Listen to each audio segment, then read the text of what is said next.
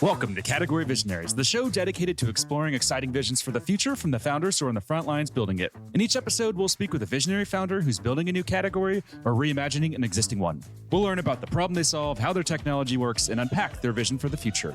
I'm your host, Brett Stapper, CEO of Frontlines Media. Now let's dive right into today's episode.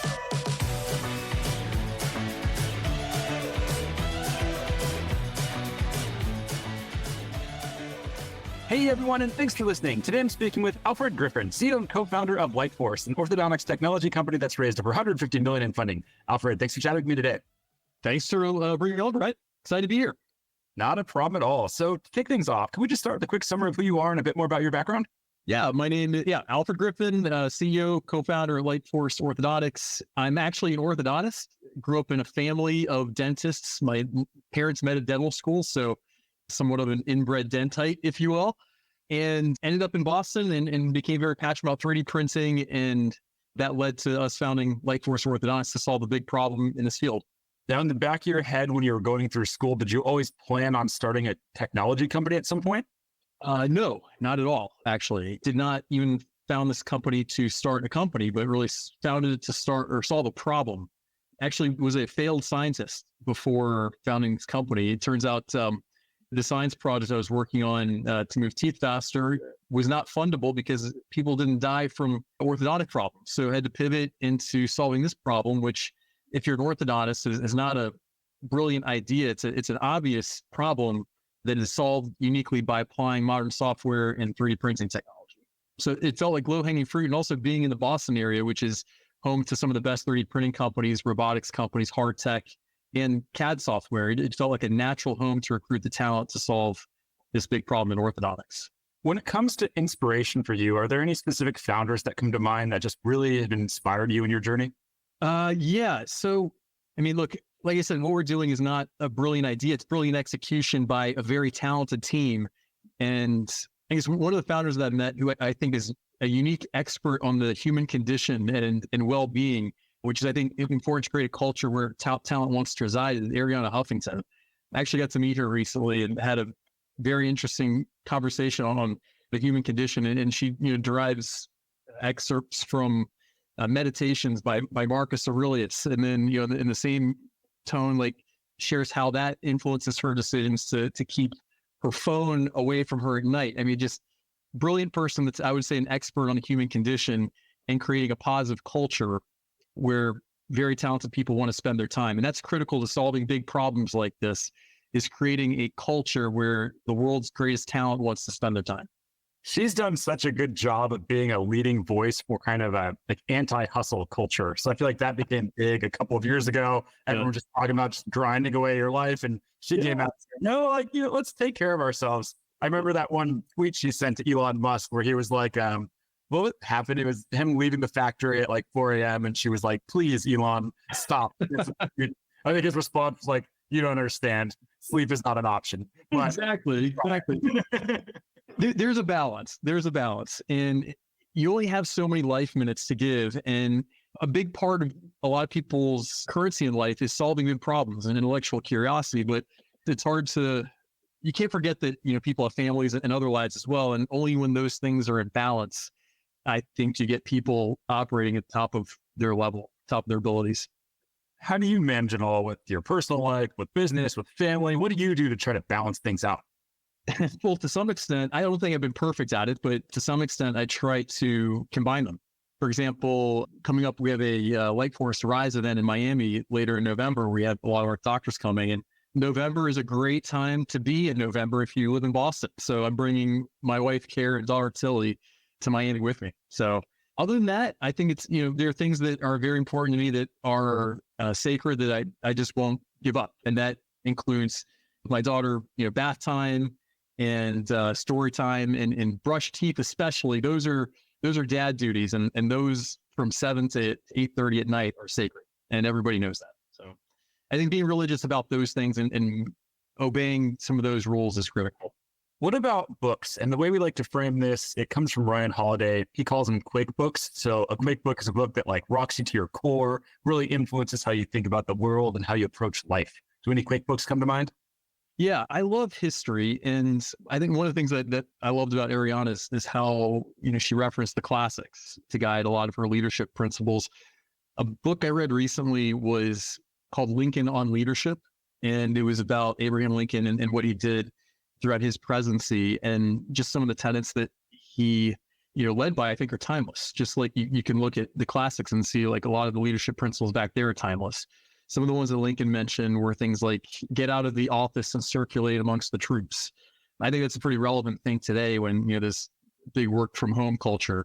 I think it's one of the great things about working at a startup is being surrounded by top talent and being able to sharpen your axe against other top talent. And that's hard to do when you're behind a computer screen. Other things such as being honest and transparent. It sounds basic, but when you do that, you build trust, and trust is a core principle of LightForce, which sounds cliche, but once you have it and once you earn it, it enables you to make quicker decisions as an organization and move faster, minimizing bureaucracy and things like that. So lots of timeless principles, I think, from that book that hold true. My fiance likes to call me a history nerd, so it sounds like you may fit into a similar bucket. One question a friend asked me recently, which I thought was just a really fun question, is that if you could be born in any other time period in history, what would that period be? So what would it be for you? If you could be born any other time, what would be that like ideal time to be born? It feels like a penalty. I kind of like the time we're in right now. Yeah, outside of where we are currently, if you had to go back, where would it be? Oh, man. I think I would be born as close as possible to the time we're in now, just because I don't know if people really understand how technology has actually made life so much easier. Modern medicine, modern technology, the conveniences, things that bring us closer together.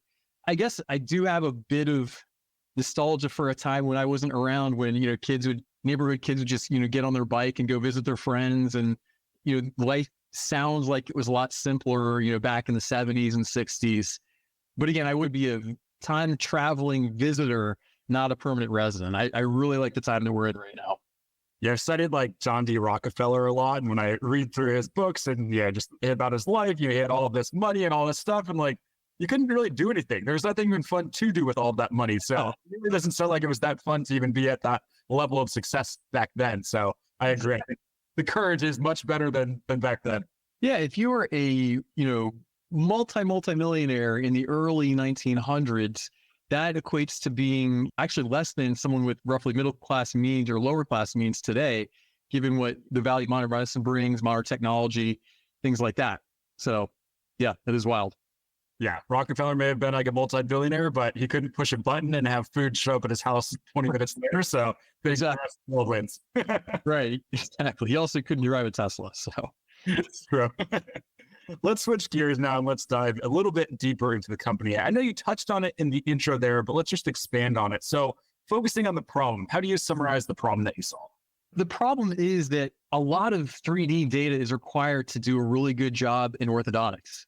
And the only digital solution that gives you that power today is through clear aligners, which only work for roughly 20% of the population. 80% of people in the US and 92% of people globally use braces today.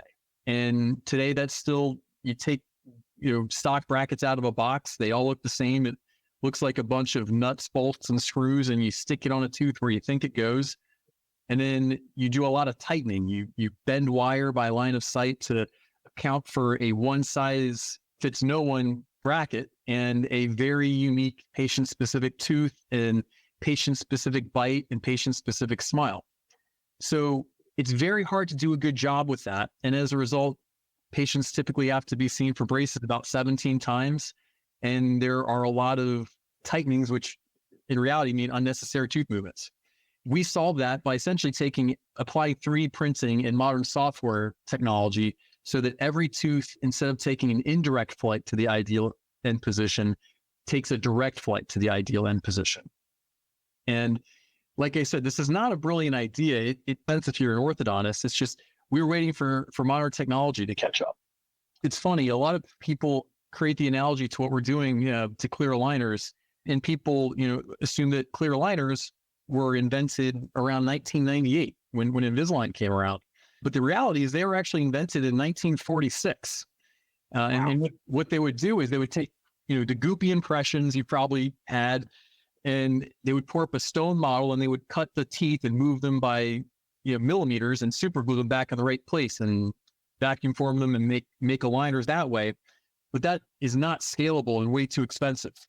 And that's what Invisalign really solved in 1998 is they applied modern CAD software and 3D printing technology to operationalize aligner manufacturing. And that it was a wonderful thing for patients. It created a market for adult orthodontic treatment that didn't exist before. There were many adults who did not get orthodontic treatment because they did not want braces. And aligners were a great thing for them. For orthodontists, it enabled them to grow their business and provided great value to the world. I would argue what we're doing in LightForce is the same thing, applying modern software technology, modern 3D printing technology to what is actually a bigger market that serves more specifically the teen market, whereby teens are going to be not as compliant with clear aligners. They're going to have more complex tooth movements. They've never had treatment before. So all the things that the tooth movements that aligners are not great at, like pulling upper teeth down, rotating premolars, tipping molars, things like that, braces are really good at. And guess what? You can't take them off. So that's where we came in and said, hey, let's apply the same principles to make braces treatment more efficient and have a better user experience for patients and doctors. And we actually just had a clinical trial, a peer-reviewed clinical trial come out last couple of months ago, actually, showing that we had a greater than 40% reduction in the number of treatment appointments and a greater than 40% reduction in the total treatment time. And on top of that, better results when you compare it to stock braces. So if you're a parent bringing your child in, that's roughly 7 fewer visits. That means, 7 fewer times taking your kid out of school, 7 fewer times taking off work, 14 less trips to the orthodontist, so you're burning less fossil fuel, whatever you care about. There's a clear value to the parents. For patients, this is a very mission-driven company where, every all hands, we start with patients first. We have a doctor present, how did they help somebody? And that's the magic of what we're doing is we're really serving a patient population that needs it most, the teen and adolescent market. That's when, do you have any kids? Not yet. Not yet. Okay. Well, teens, that's when you're really forming your sense of self in the world. It's a very sensitive age. And so when you can get them to an ideal smile in a very efficient time, you just see it. They smile more. Their parents, if you're the doctor, they give you hugs and say, you did all this for my child. They're getting better grades. They're, more social. They having all kinds of fun in life. There's a lot of feel-good moments to helping improve somebody's smile at that age in life. Makes sense from a parent perspective. When I was a teen, though, I would have viewed you as like the devil. That was like the highlight of my life, was like getting to leave school for any reason possible. And you always had dentist appointments and doctor's appointments and things like that. So if you're telling me you would have taken those away, I would have been offended as a teenager. Well, some people would trade that in for not having braces at prom, though. So there's a balance. Yeah, that's fair. That's fair. Now, so that makes complete sense. We're looking at like the parent side and the consumer side, that it's a better experience, less trips. On the business side, though, for the orthodontist, did they make less money then? And is there less revenue because there's less appointments? That's one of the things that, we're figuring out with our customers. So, well, first of all, yes, they should make more money. And it comes with a higher lab fee. So they pay more for LightForce than they would for stock braces, but they see the patient 7 fewer times or around there. And so what that means is that they should make more money per visit, despite the higher lab fee. And that means they either need to grow or they need fewer days in clinic. Maybe they need less staff. Whatever it is, they should be more efficient and they need to run their business that way. So we have many doctors out there where all they use is clear aligners and LightForce. And that's, we refer to as a digital practice. If you look at the business profile of those practices, I would expect them to have lower or better operating margins. But the way you get there is a little nuanced. They should have higher lab fees and lower staff costs and lower overall overhead. So their profit per visit should be much higher. And look, there's precedent for this. You take something like clear aligners, which have been around for 20 plus years, that has roughly double the ASP of LightForce. And for the right patient, you can still make more profit per visit on that model. So we know that it works. We've been a product for 3.5 years though. So I would say, there's still a lot of learning going on, but things like this clinical trial that just got published, a lot of the case studies we're doing and profiles on the practices that have adopted LightForce all in, we're seeing some very positive results that would suggest what we have believed in theory all along is actually happening in practicality. This is probably a dumb question, but I'll ask it and pretend it's just for the audience. Who regulates this? Is this regulated by the FDA or is this not regulated by anyone? No, it's absolutely regulated by the FDA. So we're a 510K Class 2 device, both for the software and for the hardware. And I remember when we first got our FDA approval back in 2018, we had a very close relationship with the FDA because there really was not a whole world of directly 3D printed medical devices. Clear aligners involve 3D printing, but the actual thing you put in your mouth is not 3D printed. To that point, a lot of the 3D printed medical devices were in the orthopedic world where they would 3D print knee replacements, hip replacements. But that market actually never really took off, Brett, because the value of customization wasn't as high in the bones as it is in the mouth. You could actually be 3 to 5 millimeters off on like a hip implant, for example, and it's going to be totally fine because bone is a dynamic living tissue. It's got bone cells, vasculature, and it's going to remodel until it's okay. So the cost of being wrong isn't as high.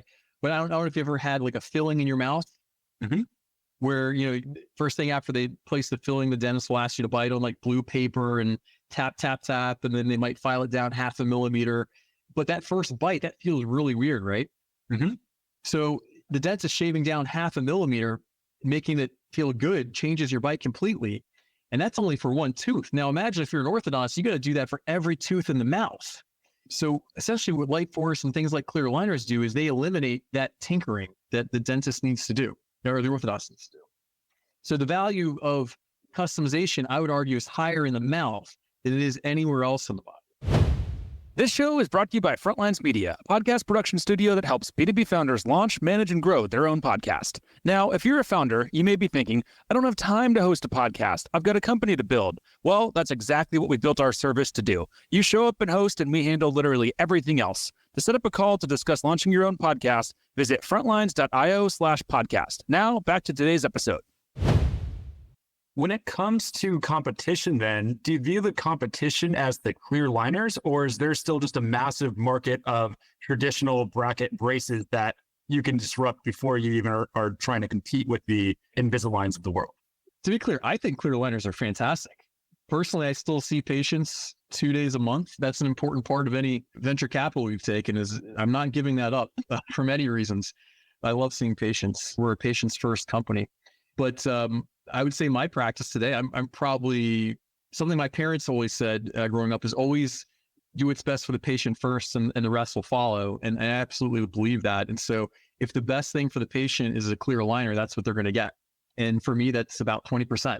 Now, a lot of people will come see me specifically for LightForce, which is great. But no, I think it's synergistic. I mean, what we envision a future where everything that goes in the mouth is mass customized because there's a value to that in terms of efficiency and patient outcomes. And clear aligners are absolutely mass customized. They were the first example of it. I think our main competition is stock braces, stock metal braces. What types of orthodontists are you seeing embrace this? What's that like ICP? Yeah, the early adopter for us it's somebody that understands the benefits of a digital workflow. It can be somebody that wants the best outcomes for their patient. It can be somebody that has had trouble retaining staff. That was actually a big driver of growth for LightForce after COVID is a lot of the ortho staff didn't come back. And so they needed to do more with less. And so one of the ways you scale the most expensive employee in a practice, which is the doctor, the orthodontist, is you bring on technology that makes them more efficient, like LightForce. Another nuance to our technology is that the doctor does all the planning on a computer screen. And so actually in most states, a well-trained orthodontic assistant can actually deliver the braces or install the hardware, as we say. Another reason is because maybe some of the older orthodontists don't want to retire and they don't want to be bending over placing brackets all day. LightForce eliminates that. They can do a better job by placing brackets virtually and then having their staff deliver them. This is a variety of different reasons. I wouldn't say it's age correlated actually, which is interesting. We would have thought that, a lot of our big users were younger orthodontists or recent grads, but that's actually not the case. It's a pretty consistent spectrum across the age group. That's super interesting. Yeah. I think we might skew a little bit more East Coast right now because the company was founded in the East Coast, but we're seeing fast adoption on the West Coast as well.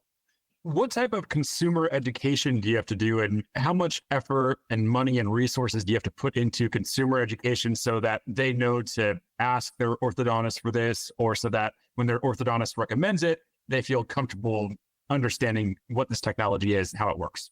It's a really good question. We've actually spent very little effort to this point in consumer education, and that's going to be a focus probably for 24.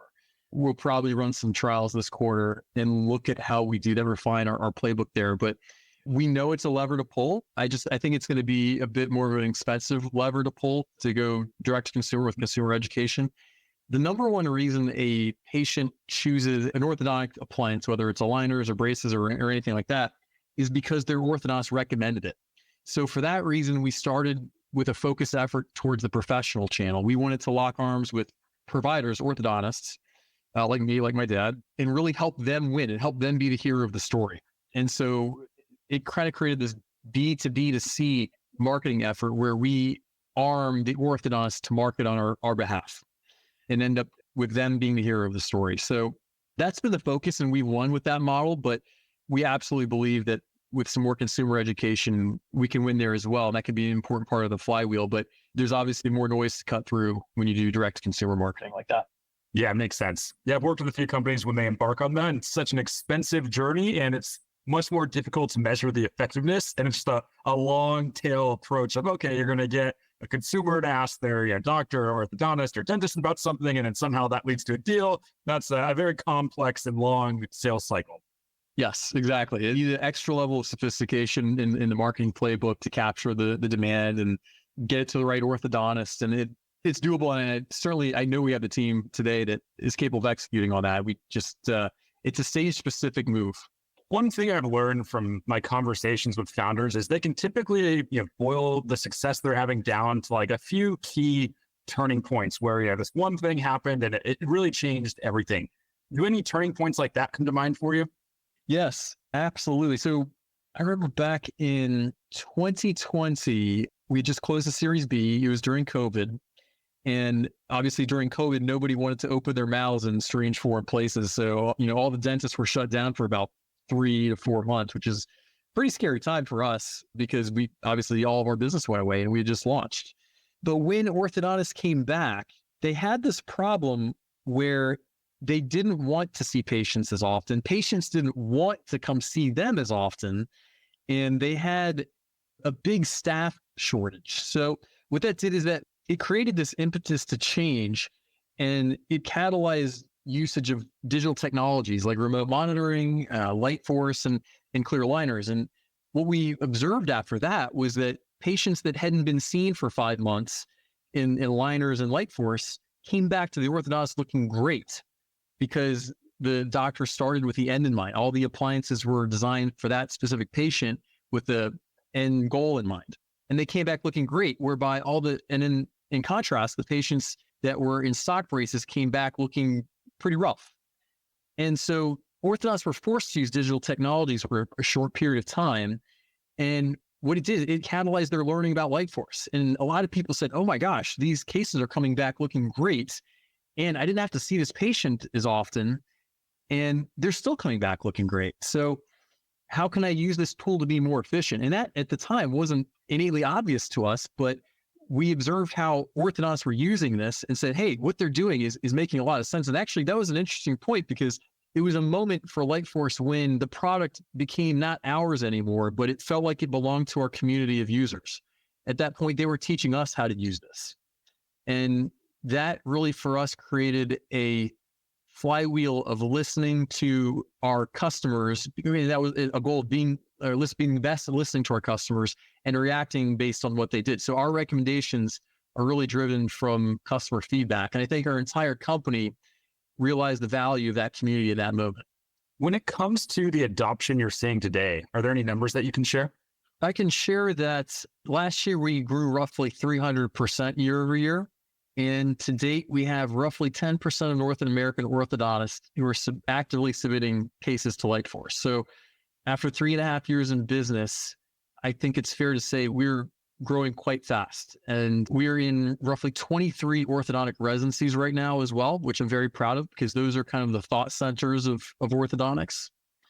And, the new waves of graduating orthodontists are going to know what digital orthodontics will look like going forward. I don't think there's any doubt that this is what the future of orthodontics will look like. I think how fast it happens is up to our execution and our ability to educate the world of orthodontics and patients. What keeps you up at night right now? The things that keep me up at night in general are people, culture, and not running out of money. So we just raised a Series D, an $80 million Series D earlier this year, which was a tough one. So we're pretty good there. The other things are finding the right people. Again, this is not a brilliant idea, but it requires very talented folks to execute. There's no blueprint for this. So we need people that can have the ability to learn quickly. And the other thing is culture. And that's the tough thing is, as the company grows, we have about 4 years ago, we had 20 people. Today, we have 650 people. And so, one of the natural laws of startups, they say you should never violate is never double your headcount year over year. We've had to do that 2 years in a row to meet demand. So culture is very important. It's hard to scale culture as the company grows. And so scaling things like transparency are critical. Goal setting, making sure that everyone is very acutely aware of how what they do influences the company's goals, and then making sure we can get bottoms up feedback, annual goal setting process, and then continuing to move fast, making sure that people are all the time thinking about how they balance risk with moving quickly. If nothing changes in this industry, then our competitors will win. Our competitors are big ortho companies. And if nothing changes, they will win. They've got a lot of cash, and they've done very well for many years. And I think there's a world where everyone does really well together, but our strength as a company is to move quickly. And if we fail to continue moving quickly, then the competition wins. And so that's top of mind for us as well, as scaling that as part of our culture, bringing on the right processes that enable people to continue being creative and build. You mentioned funding there, so I'd love to ask a little bit about the fundraising journey. So you've raised over 150 million so far. I'm sure you've learned a lot of different things from that journey. If we had to pick like one big lesson, one big takeaway, what would that be? Oh man, it changes at every stage. The biggest thing I would say is spend more time preparing for a fundraise than actually fundraising. Make sure you have your story right. Make sure that it's stage specific. So at every stage, people are going to want more data. The later you go, people are going to want more data and more proof. The value of a story is greater at earlier stages, but also, it's got to be in a big market with a big opportunity, or even if things fail, you can still win big. But I think the best advice I could give is spend more time preparing for your fundraise before you actually fundraise and give people access to your data room. What was the toughest round to raise? Was it this most recent one, the Series D? This was not an easy one. We had a banner year in 22. We were very fortunate that was a year we did really well in.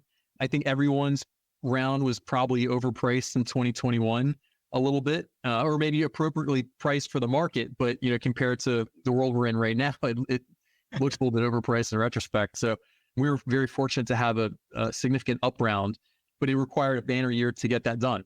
I would say the hardest round that we raised was in 2020 during COVID. I remember coming back from Silicon Valley, getting to SFO and looking up at the television when the NBA shut down and they were canceling the March Madness, and all of our customers went away. People couldn't open their mouth in orthodontic offices anymore, and so our revenue went to zero, and we still had to fundraise because we were a few months away from cash out. So that was probably the most stressful fundraise. It's funny how everyone remembers that NBA moment. I remember that and Tom Hanks. Tom Hanks said COVID, and then the NBA shut down, and I was like, all right, this is serious. This is real. Yeah.